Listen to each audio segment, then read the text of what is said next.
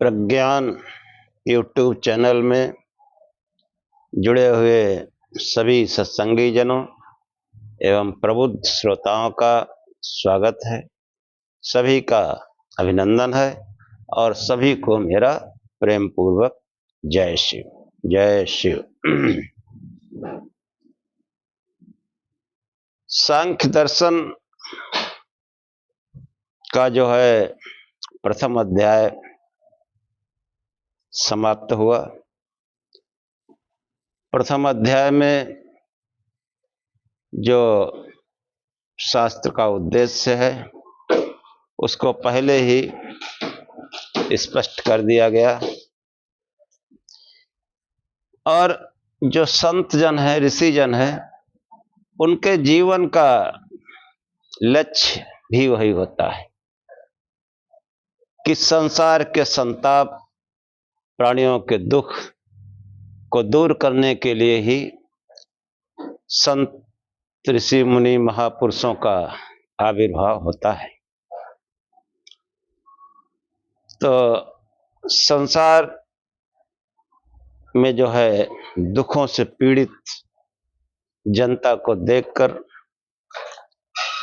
महर्षि कपिल का जो हृदय द्रवित हुआ, उसके कारण उन्होंने जो है इस शास्त्र की रचना की कि अथ त्रिविध दुख अत्यंत निवृत्ति अत्यंत पुरुषार्थ, कि तीनों प्रकार के दैहिक, दैविक, भौतिक दुखों से ग्रसित जनता के दुख दूर करने के लिए महर्षि कपिल ने अत्यंत पुरुषार्थ का जो है निरूपण शास्त्र में किया, जिसके प्रथम अध्याय में दुखों की निवृत्ति के लिए जो है जो साधन है उनका वखान किया। लौकिक धनार्जन, वैदिक कर्मकांड, इनको भी पुरुषार्थ माना और इनसे भी दुखों की निवृत्ति होती, लेकिन पूर्णतया अत्यंत निवृत्ति नहीं होती, कुछ समय के लिए हो जाता है। इसलिए उन्होंने दुखों की अत्यंत निवृत्ति के लिए अत्यंत पुरुषार्थ यानी मोक्ष का जो है इस शास्त्र में वर्णन किया और वह मोक्ष जो है वो उसका साधन समाधि को बताया।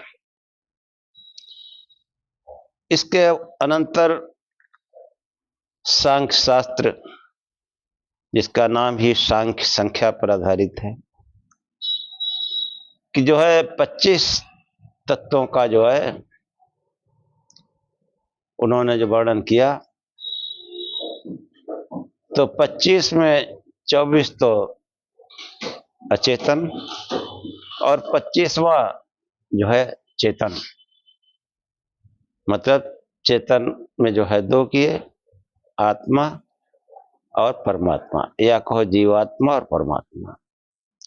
परमात्मा एक है, ईश्वर एक है और जीवात्माएं अनंत है। से सभी तत्व वो परिणामी है, जो बराबर जो है अपने स्वरूप को बदलते रहते हैं, उनमें परिणाम आते रहते हैं। जैसे मूल प्रकृति जो है, मूल उसके मतलब वो जो है उसको नित्य माना सांख्य ने, उसमें जो है वो नित्य है और उसके जो परिणाम है वो उसका प्रथम परिणाम महत् है और महत् से अहंकार, और जो प्रकृति है उसको सत्वरजतम की साम्य अवस्था से निरूपित किया। जब वो साम्य अवस्था भंग होती है तो ये जो है फिर सर्वप्रथम जो सृष्टि है वह है बुद्धि, और बुद्धि से फिर अहंकार, और अहंकार से फिर आगे कार्य शुरू होता है। अब अहंकार जो है वो रजोगुण का प्रतीक है विशेष तौर से, और वो रजोगुण अकेले कुछ नहीं कर सकता। जब वो सत्य के साथ जुड़ता है तो सात्विक अहंकार कहलाता है, तम के साथ जुड़ता है तामसिक अहंकार कहलाता है। तो सात्विक अहंकार से जो है पंच तन्मात्र और ज्ञानेंद्रियां, तथा तामसिक अहंकार से पंच महाभूतों की रचना होती है।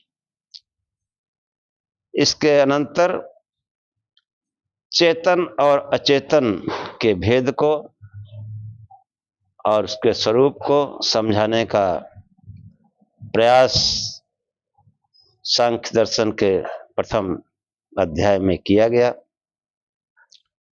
और इसके अनंतर कैसे ये जो है सृष्टि रचना होती है उस मूल प्रकृति से, उसको समझाने के लिए महर्षि पतंजलि जो है वो सांख्य में, महर्षि पतंजलि गलत निकल गया, महर्षि कपिल ने सांख्य शास्त्र का दूसरा अध्याय प्रारंभ किया।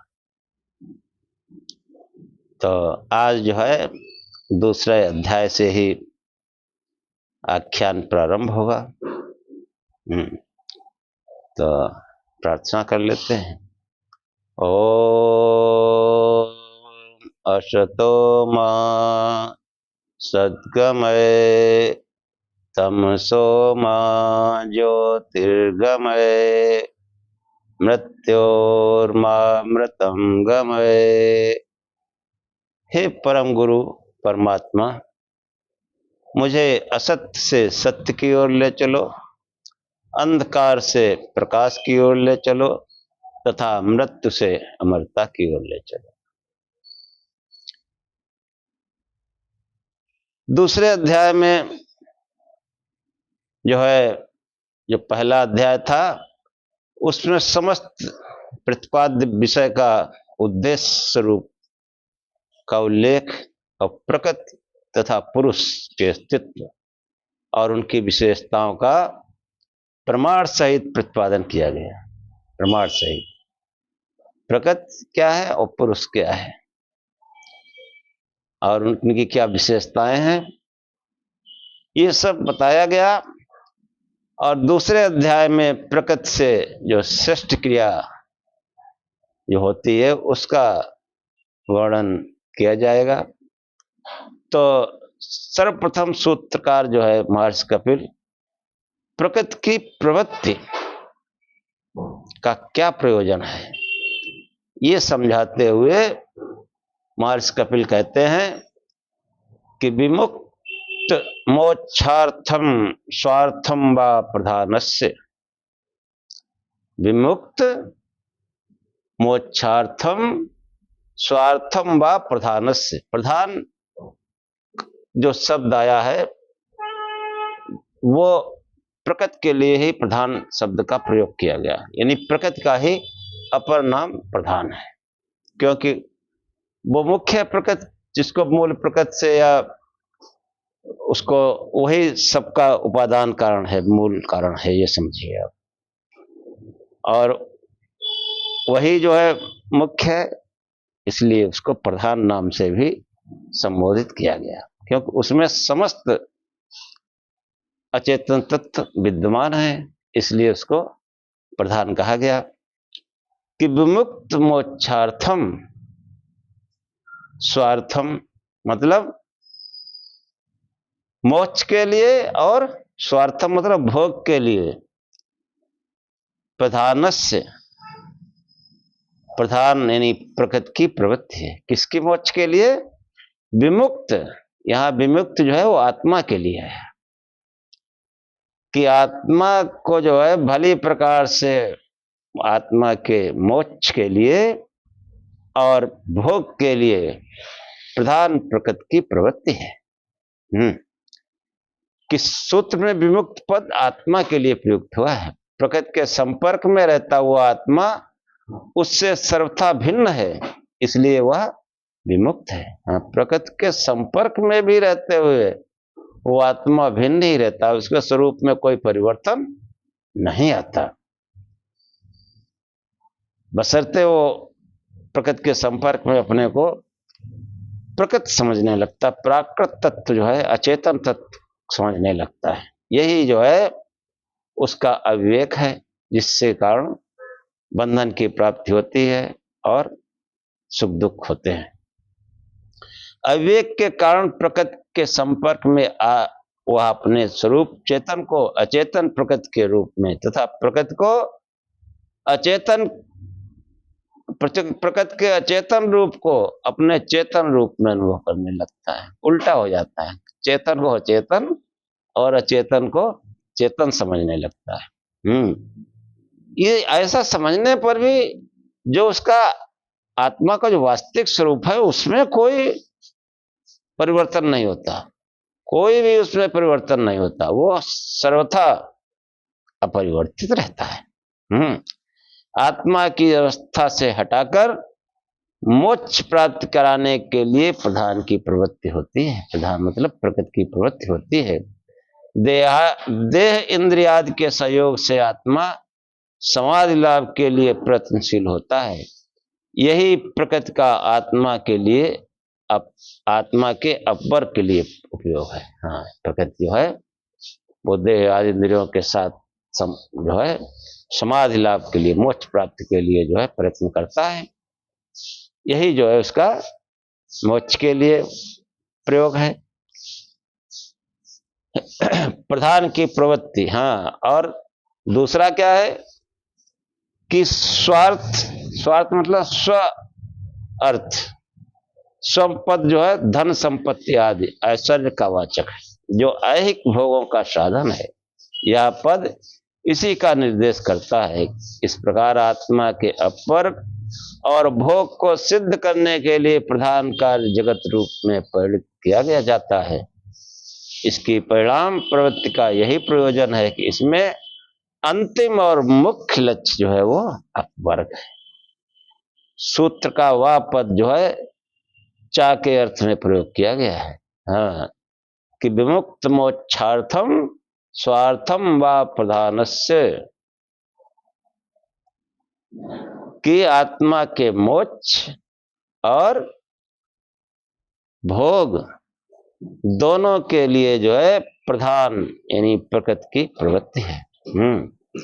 और आगे कहते हैं कि जो है आगे जो है फिर जो प्रश्न, हाँ, साथ साथ में आशंकाएं भी चलती हैं। बड़ा बौद्धिक और वैज्ञानिक शास्त्र है हमारे, तो आशंकाएं भी चलती रहती हैं कि यदि सर्ग, तो आशंका क्या है कि यदि सर्ग रचना का मुख्य प्रयोजन अपवर्ग है तो सृष्टि के अनंत समस्त आत्माओं का अपवर्ग हो जाना चाहिए। आगे और पुनः सर्ग आरंभ व्यर्थ है। कोई कहे कि जो है यदि सर्ग रचना का मुख्य प्रयोजन अपवर्ग है तो बाकी कार्य क्यों होते हैं? सृष्टि जो है जब रची गई तो सबका जो है सभी आत्माओं का अपवर्ग हो जाए। आगे फिर सर्ग की रचना ही व्यर्थ है, क्या मतलब है? सब मुक्त हो गए, सर्ग की क्या जरूरत है? तो महर्षि कपिल कहते हैं कि विरक्तस्य तत्सिद्धे। जब विरक्त होता है, जिसकी सांसारिक कामनाएं नहीं रहती, उनके लिए ही वो अपवर्ग सिद्ध होता है। केवल सर्ग रचना से मोक्ष प्राप्ति की संभावना नहीं। कि महर्षि कपिल कहते हैं केवल सर्ग रचना से मोक्ष की प्राप्ति हो जाए ऐसी संभावना नहीं। क्योंकि प्रत्येक जन्म मरण व्याधि तथा अन्य विविध क्लेशों से तप्त होकर जिस आत्मा में वैराग्य की भावना उदित होती है, वही अध्यात्म मार्ग पर अग्रसर होकर समाधि लाभ द्वारा मोक्ष की प्राप्ति करता है। कि जो बहुत बार बार जन्म मरण और उसके दुख झेलकर, हाँ, विविध क्लेश, उससे जब परेशान हो जाता है, तप्त हो जाता है, तब वो जो है जिस आत्मा में वैराग्य की भावना उदित होती है, वही अध्यात्म मार्ग पर अग्रसर होकर समाधि लाभ द्वारा मोक्ष को प्राप्त करता है। इसलिए विरक्त को मोक्ष सिद्ध होने से उस अवस्था को प्राप्त करने के लिए पुनः पुनः सर्व रचना की आवश्यकता बनी रहती है। और एक बार में सर्व रचना से वैराग्य का उदय क्यों नहीं होता, ऐसा भी जो है आशंका की गई। तो महर्षि कपिल कहते हैं कि न श्रवण मात्र तत्सिद्धि अनादि वासनाया बलवत्वात्, कि अनादि वासना बहुत बलवान है, भोग वासना। तो पहले केवल सुन लेने से श्रवण मात्रा तत्सिद्धि है, श्रवण मात्रा तत् असिद्धि, केवल सुन लेने से वैराग्य की सिद्धि नहीं है, अनादि वासना के बलवान होने के कारण। पहले तो आत्म संबंधी प्रवचन का सुनना ही अनेक जन्मों के पूर्ण संचय से प्राप्त होता है। महर्षि कपिल कहते हैं कि दुनिया को देखो ना, दुनिया को जो है किस्सा कहानी में आदमी पड़ा रहता है। हाँ, दुनिया किस्सा कहानी, दर्जनों इष्ट, दर्जनों फोटो लगी, कि जो है आत्म संबंधी प्रवचन, आत्म संबंधी ज्ञान सुनने को ही नहीं मिलता।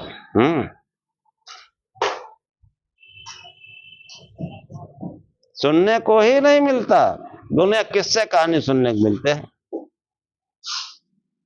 और फिर अनेक जन्मों के पूर्ण संचय से वो कहीं आत्मा परमात्मा का ज्ञान प्राप्त होता, प्रवचन सुनने को मिलता है। प्रवचन, वो मनोरंजन तो है नहीं, लेकिन बुद्धि खोल देता है। हाँ, आदमी आत्मा अनात्मा संबंधी, हाँ, कठोपनिषद में यही कहा गया कि जो है बहुतों को तो ये ज्ञान सुनने को ही नहीं मिलता, और बहुत सुनकर भी उसको ग्रहण नहीं कर पाते हैं। उसका सुनने वाला और उसका कहने वाला कोई बिरला होता है, श्रोता और वक्ता दोनों ही बिरले होते हैं। किसी कुशल आचार्य के उपदेश से कोई कुशल सृष्टा श्रोता उसको ग्रहण करता है।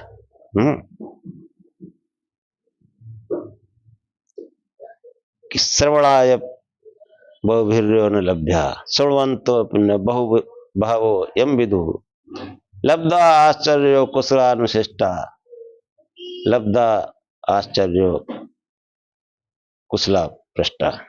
कहते हैं हे नचिकेता, कोई पूछने वाला हो तो तेरे जैसा हो।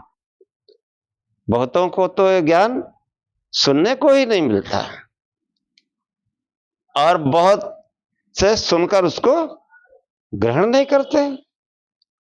हाँ, जो ये प्रज्ञान चैनल है, वैदिक चैनल, इसको पहली बात तो बहुतों को ये सुनने नहीं मिलता, किस्सा कहानी पुराणों की सुनते रहते हैं उठपटांग। और क्या, राजा रानी किस्से नहीं हो तो क्या है, और उसमें भी ऐसी ऐसी बातें, हाँ, बार बार बताया हूं, क्या बार बार उनको बताएं कि वैदिक सत्संग, वेदानुकूल सत्संग कहां सुनने को मिलता है, विचार करने की बात है। और कहीं कोई धोखे में आ भी गया, उसने कहा चलो देखते हैं ये क्या है प्रज्ञान चैनल, तो उसको सोचता रे बस भैया ये रहने दो, हाँ रहने दो, जानते हैं सही बोला जा रहा है फिर भी कहते रहने दो। हाँ, कि श्रवण आम भयवो नयम विदु, किसी किसी बहुतों को तो सुनने को ही नहीं मिलता, एक किस्से कहानियों में ही जीवन गुजार देते हैं, और बहुतों को सुनने को मिलता है लेकिन वो उसको समझते नहीं, उसको सुनते नहीं ठीक से। इसका कोई पूछने वाला, कोई जिज्ञासु बिरला होता है, और इसको बताने वाला भी जो है वक्ता कोई बिरला ही होता है, जो इसका जो है अनुशासन करता है, इसका उपदेश करता है। हाँ, उसी को जो है कपिल मुनि कहते हैं कि पहले तो आत्म संबंधी प्रवचन का सुनना ही अनेक जन्मों के पुण्य संचय से प्राप्त होता है, फिर केवल ऐसे प्रवचन सुनने से अचानक वैराग्य का उद्रेक नहीं होता है। सुन लिया वैरागी हो गए हैं अचानक, तो बता चुके विवेक चूड़ामणि में कि आपाद वैराग्य, उससे भी कुछ नहीं होना है। फिर जो है आत्मा जो है क्यों नहीं उद्रेक होता वैराग्य का, कि आत्मा अनादिकाल से सांसारिक वासना में लिप्त चला रहा है। हाँ, कि आदि वासनायाम बलवत्वात्, कि अनादिकाल से जो वासनाओं में ये आत्मा लिप्त चला रहा है वो बहुत बलवान है, उनका छूटना इतना आसान थोड़ा है, बहुत कठिन है। इसलिए आत्म संबंधी वे वासनाएं अत्यंत बलवती रहती हैं, जो वैराग्य के उदय में बाधक बनती हैं। हाँ, सांसारिक इच्छा, सांसारिक जकड़न, पहले अध्याय में सब बता दिया गया कि जब तक अचेतन में आस्था है उधर कोई कैसे जा सकता है। हाँ, पूजा पाठ की वो भी अचेतन में जकड़े हुए हैं, जन्म मृत्यु वाले से जकड़े हुए हैं, देहधारी। और सब कामनाएं सांसारिक हैं, भोगों की कामनाएं हैं, क्योंकि आत्मा अनादिकाल से सांसारिक वासनाओं में लिप्त चला रहा है। वे वासना अत्यंत बलवती होती हैं, जो वैराग्य के उदय में बाधक बनती हैं। इसलिए आत्म संबंधी कथा वार्ता के श्रवण मात्र से वैराग्य की सिद्धि नहीं होती है, उसमें निरंतर अभ्यास और भावनाओं की पवित्रता के लिए सतत प्रयत्न करना पड़ता है। निरंतर अभ्यास करो और सतत प्रयत्न करते रहो, लगातार सुनते रहो, तर्क बहस करते रहो। अच्छी बात है, प्रश्न करना अच्छी बात है, इसलिए बार बार कहता हूं कमेंट करो भाई, कोई तर्क हो, कोई प्रश्न हो, तब जो है सतत प्रयत्न करना पड़ता है। तब एक बार ही संरचना से ये जो है कैसे संपन्न होगा। जो आशंका की कई बार में हो जाए कैसे होगा, कि सुनने मात्र से तो होगा नहीं। न श्रवण मात्र तत्सिद्धि अनादि वासनायाम बलवत्वात्, अनादि वासनाओं के बलवान होने से श्रवण मात्र से जो है उसका सिद्धि नहीं होती है। उसमें निरंतर अभ्यास और वैराग्य और भावनाओं की पवित्रता के लिए सतत प्रयत्न करना पड़ता है। इसलिए जो है ये सर्ग प्रवाह सृष्टि रचना जो है ये अनंत माना गया है। काल की दृष्टि से इसकी कोई सीमा संभव नहीं है। इस असीम सृष्टि प्रवाह में सूत्रकार एक और उपोद्बलक देता है, इसका एक और कारण बताता है कि बहुवृत्ति बद्वा प्रत्येकम, कि बहुत से भरणी व्यक्तियों में जैसे प्रत्येक के लिए प्रवृत्ति होती है। सबकी प्रवृत्ति एक जैसी तो होती नहीं, कोई कुछ कर रहा कोई कुछ कर रहा, तो सब कैसे एक साथ अपवर्ग को प्राप्त कर लेंगे। अपवर्ग सिद्धि कैसे कर लेंगे?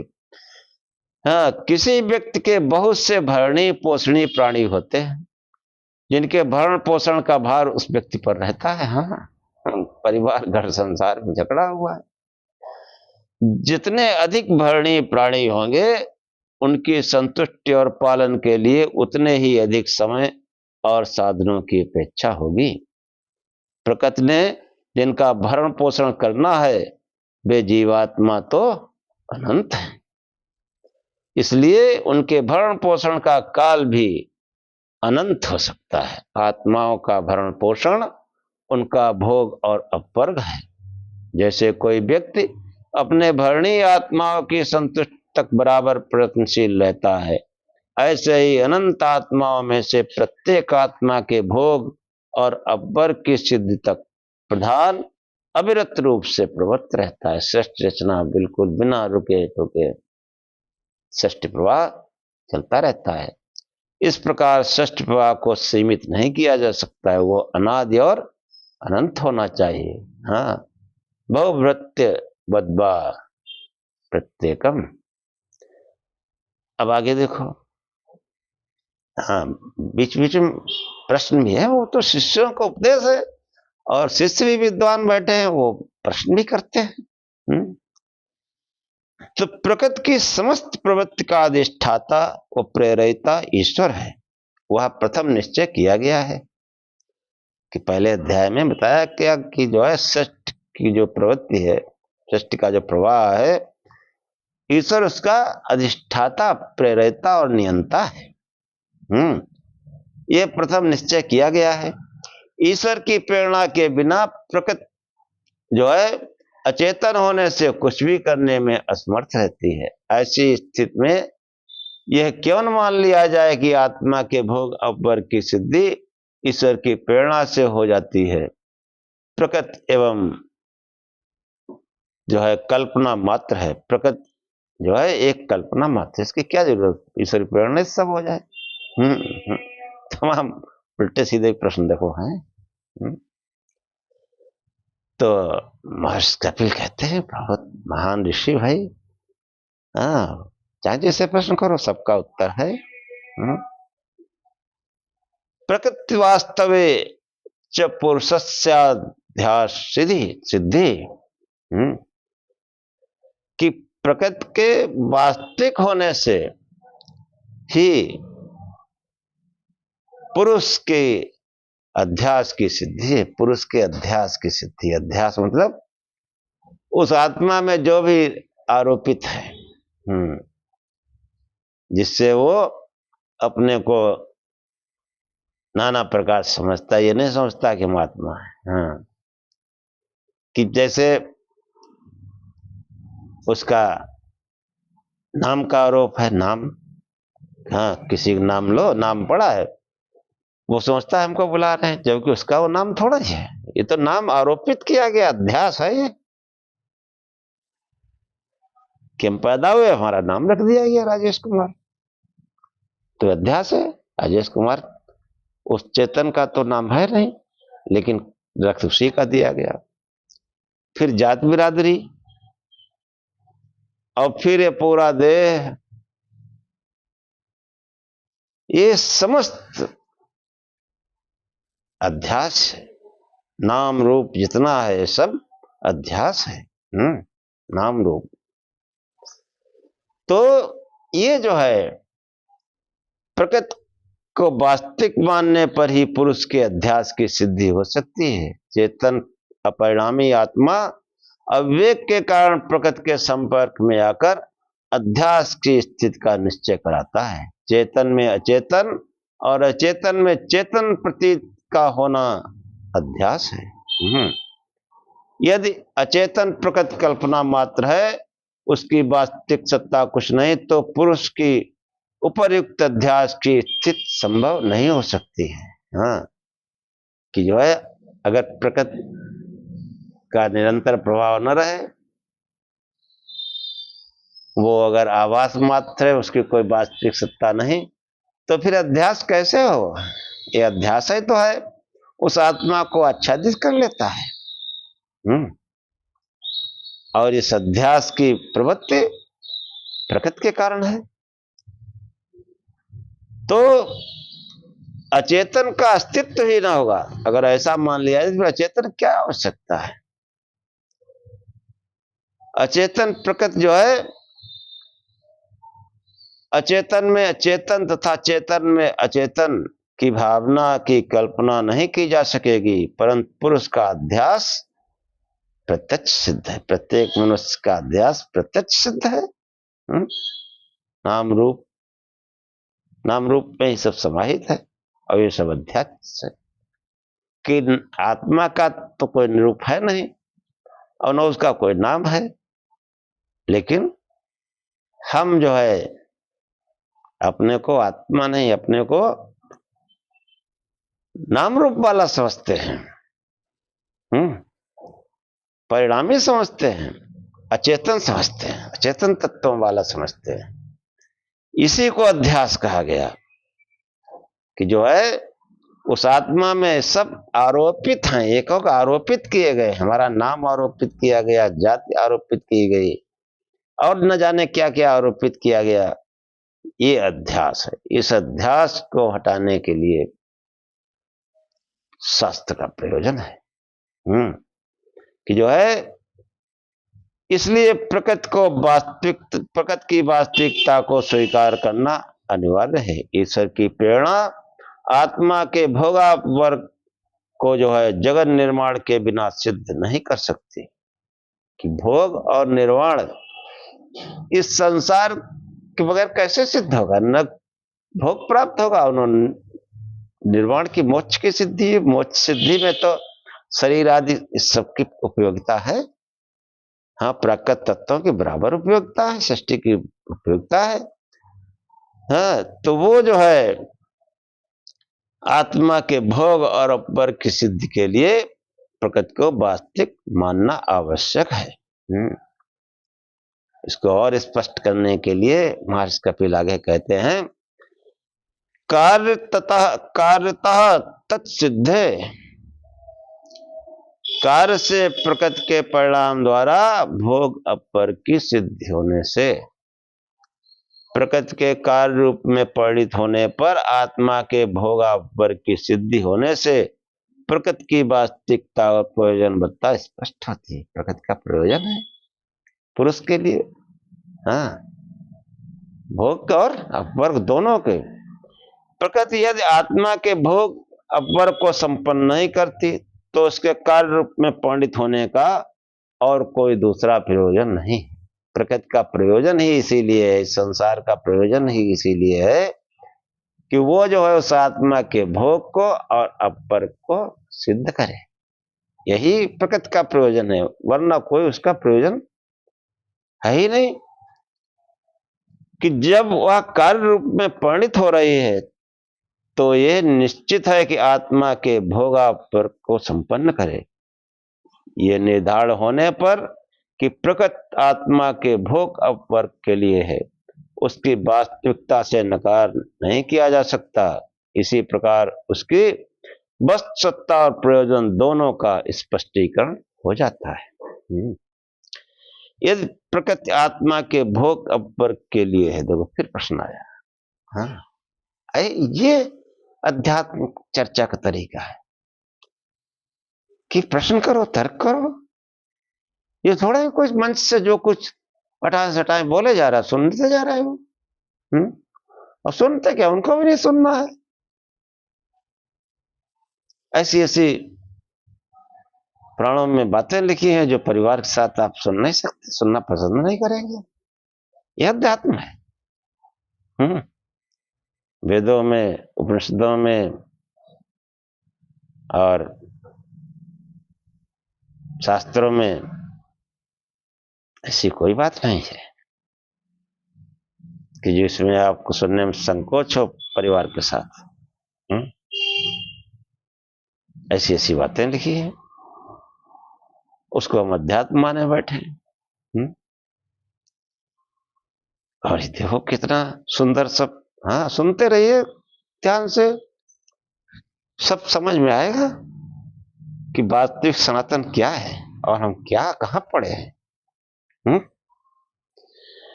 तो यदि प्रकृति आत्मा के भोग अपर के लिए है तो प्रत्येक को भोग अथवा जो है प्रत्येक को अपर क्यों नहीं करती, ये प्रश्न किया कि वो आत्मा के भोग और अपर के लिए तो प्रकृति को प्रत्येक भोग और अपर की सिद्धि करनी चाहिए। अब इसका उत्तर देते हुए महर्षि कपिल कहते हैं कि चेतनोद्देशा नियम कंटक मोक्षवत, कि चेतन के उद्देश्य से प्रधान प्रकृति के कारण व्यवस्था है, कांटे से बचाव की तरह। कि जो है चेतन के उद्देश्य से प्रधान की प्रवृत्ति होने के कारण एक नियम, एक व्यवस्था है कि प्रत्येक आत्मा को एक साथ भोग अथवा प्रत्येक आत्मा को एक साथ अपवर्ग नहीं हो पाता। चेतन की जैसी स्थिति है उसको लक्ष्य करके अर्थात उसके अनुसार प्रधान की प्रवृत्ति है। इसलिए प्रकृति किसी के लिए भोग और किसी के लिए अपवर्ग का साधन प्रस्तुत करती है। हाँ, सबका एक समान स्थिति थोड़ी होती है। कोई अंधा है वो कैसे मार्ग पर चलता है, जो आंख वाला है वो कैसे चलता है, दोनों में फर्क होता है। ऐसे ही समस्त इंद्रियां और समस्त मनुष्यों की रचना है, वो भिन्नता है उनमें। कोई बहुत तेज दिमाग का है, कोई जड़ दिमाग का है, तो सबके भोग पर एक समान कैसे होंगे, ये ऐसा हो ही नहीं सकता। हाँ, उदाहरण दिया कि जैसे नेत्रहीन व्यक्ति मार्ग पर जा रहा हो तो उसे बताया जाता है कि इधर से बचकर निकलो, यहां आगे कांटा है। कंटक मोक्षवत, कि जो है कि यहां पर बचकर निकलो, आगे कांटा है या अन्य कोई बाधा है जिससे तुम्हें कष्ट होगा, वह बचकर निकल जाता है। पर जिसके चक्षु इंद्रिय निर्दोष हैं, इसकी आंखें जो है वो सही है बिल्कुल, उसके लिए बतलाने की आवश्यकता नहीं होती। हाँ, कि तुम इधर से बच के निकलो, वह तो साधन संपन्न होने के कारण स्वतः उससे बच जाता है। इसी प्रकार जो अविवेकी हैं उनके लिए भोग और जो ज्ञानी हैं उनके लिए अपवर्ग है। ज्ञानी संसार में स्वतः बचा हुआ है, उसके लिए भोग प्रस्तुत करना निष्प्रयोज्य होगा। इसलिए चेतन की स्थिति के अनुसार भोग और अपवर्ग की व्यवस्था है। चेतनोद्देशा नियम कंटक मोक्षवत। और फिर आगे देखो क्या शंका की गई, क्या प्रश्न किया गया कि प्रकृति के सर्ग रूप में परिणित होने का प्रयोजन आत्मा के भोग अपवर्ग की सिद्धि है, पर प्रकृति का सर्ग ईश्वर की प्रेरणा के बिना संभव नहीं। तब आत्मा के भोग अपवर्ग की सिद्धि साक्षात ईश्वर से मान लेनी चाहिए है, अंतर्गत प्रकृति व्यर्थ है। अब देखो कपिल मुनि कैसे समझाते हैं कि अन्य योगे अपि तत्सिद्धि नांजसे न योदावत, कि अन्य यानी परमात्मा का सहयोग होने पर भी सीधे साक्षात उसे भोग अपवर्ग की सिद्धि नहीं, लोहे से जले के समान। कि अन्य योग पर भी अर्थात संरचना में प्रकृति के साथ प्रेरणा रूप में ईश्वर का सहयोग होने पर भी उसके साक्षात भोगापवर्ग की सिद्धि नहीं होती, क्योंकि ईश्वर अथवा प्रेरणा स्वयं परिणित होकर सर्ग रूप अर्थात जगत रूप हो जाते हो, ऐसा नहीं है। साक्षात भोगापवर्ग की सिद्धि तो उसी से होती है जो जगत रूप में विद्यमान है। जगत रूप में विद्यमान है और जगत ही नहीं, कोई बंधन ही नहीं, फिर क्या है। जैसे लोहा स्वयं जला नहीं सकता, अग्नि तप्त लोहे में अग्नि के साथ लोहे का सहयोग है, लोहा अग्नि का आधार है, उससे संपर्क में दाह अग्नि द्वारा ही होता है। यद्यपि व्यवहार में हम ऐसा प्रयोग करते हैं कि ये भगवान का ही ऐश्वर्य है, ये भगवान की ही कृपा है जो हमें ये सब सांसारिक भोग प्राप्त हैं। व्यवहार में ऐसा कहते हैं, जबकि वो कर्मानुसार है व्यवस्था। परंतु यह केवल औपचारिक प्रयोग है, क्योंकि भगवान की कृपा स्वयं जगत रूप में परिणित नहीं हुई है, बसता हुआ इसका नियंता है। यदि प्रकृति को भगवान की कृपा या दया कहा जाता है, तब इस प्रकार के प्रयोगों की औपचारिकता स्पष्ट है। हाँ, ये ऐसा ही प्रयोग है जैसे लोहे में अग्नि द्वारा दाह होने पर कहा जाता है कि लोहे से जल गया। जलाग्नि से कहते हैं लोहे से जल गया, अथवा लकड़ी से जल गया। जलाग्नि से कहते हैं लकड़ी से जल गया। इसलिए प्रकृति के साथ सहयोग होने पर भी साक्षात ईश्वर अथवा उसकी प्रेरणा से भोग अब्बर की सिद्धि नहीं मानी जानी चाहिए। सांख्य शास्त्र में इसी स्थिति को जगत की उपादानता के प्रति प्रकृति की सुकुमारता के रूप में वर्णन किया गया है, और ईश्वर आदि को इस रूप में स्वीकार नहीं किया गया। बस्ता भोग साधनों के समान अब्बर के साधन भी प्रकृति द्वारा ही प्राप्त होते हैं। हाँ, बहुत अच्छी तरह से समझाया कि प्रकृति जो है वो भोग और अपभोग अपवर्ग दोनों में, भोग और मोक्ष सब में वो सहायता करती है, सबका वो साधन है, उसका प्रयोजन है। कि जो है स्थूल सूक्ष्म देह आदि इंद्रिया द्वारा अपर प्राप्ति के लिए प्रयत्न किए जाते हैं, और वे प्रकृति के परिणाम हैं। देह इंद्रिया आदि के अभाव में केवल आत्मा द्वारा मोक्ष के लिए प्रयत्न किया जाना संभव नहीं है। कि मोक्ष साधन के लिए भी देह इंद्रिय आदि का होना आवश्यक है। इसलिए आत्मा के अपर प्राप्त करने में प्रकृति एक विशिष्ट साधन है। जगत रचना का एकमात्र प्रयोजन आत्मा का भोग और अपवर्ग ही है। इसके अलावा कोई उसका प्रयोजन नहीं है। इस बात को हमें भली प्रकार से समझ लेना चाहिए। और वो अचेतन तत्व है कि मूल प्रकृति से लेकर पंच महाभूत तक ये सब अचेतन है, परिणामी है, मनुष्य की उपासना के लिए नहीं। हाँ, इस शास्त्र में चेतन और अचेतन का जो विभेद किया गया उसका यही मतलब है कि अचेतन से अचेतन, अचेतन से जुड़े हैं, और अचेतन के कारण त्रिविध दुख हैं, और उन्हीं से जो है और फिर दुख की निवृत्ति के लिए करोगे और जाल कसता जाएगा और जाल बढ़ता जाएगा। हाँ, कि त्रिविध दुख से जो अत्यंत निवृत्ति